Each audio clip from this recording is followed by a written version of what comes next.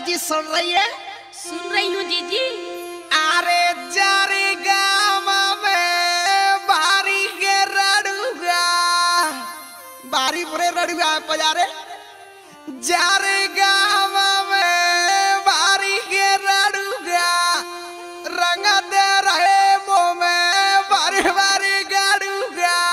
और सुन ले, सुनाई दे। आए लेंगा पारी उड़ा गए झंगी जी होरी बारे कारी गए रंग बिरंगी जी होरी बारे बोलिए।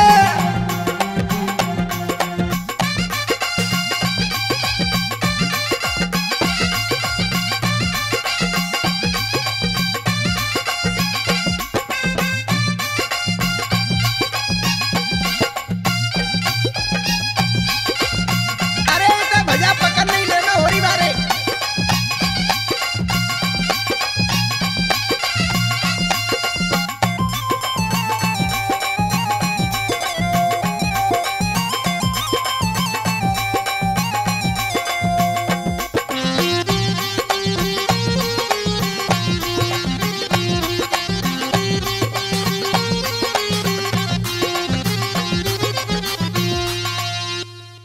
अरे तक उठ गए आप पकड़ नहीं ले होरी बारे बहुत पूरे पूरे रड़ुआ मूछने बारे डोल रहे। हाँ जीजी। आओ के तो लहंगा फड़ा रहे।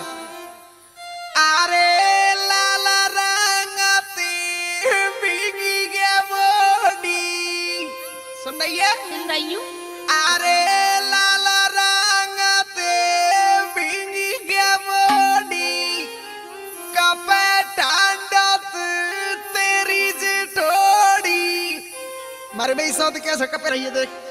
अरे कपे ठंडा तेरी जिठोड़ी असल में सुनाई दे। अरे पी के ओ जी तो पी रहे बहना चिल्ली जी होरी बारे करी गए रंग बिरंगी जी होरी बारे बोलिए। अरे दो रंग छीटा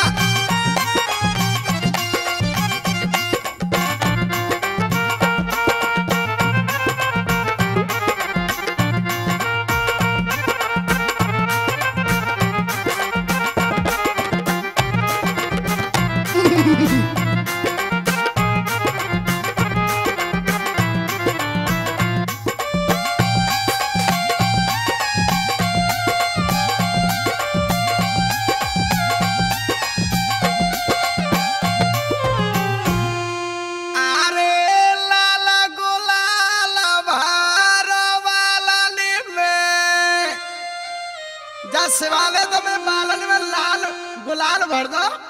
हाँ जीजी, बड़े ही बुरो है उसी बात। हाँ, ये लाल गुलाल भर बालन में रंग के छींटा दई गालन में देखिए गालन को कागज डालो। ए रंग के छींटा दई गालन में और जाकर एक काम हो रहा का? आए पिचकारी मारे तिंगी जे होरी बारे कारी गए रंग बिरंगी जे होरी बारे।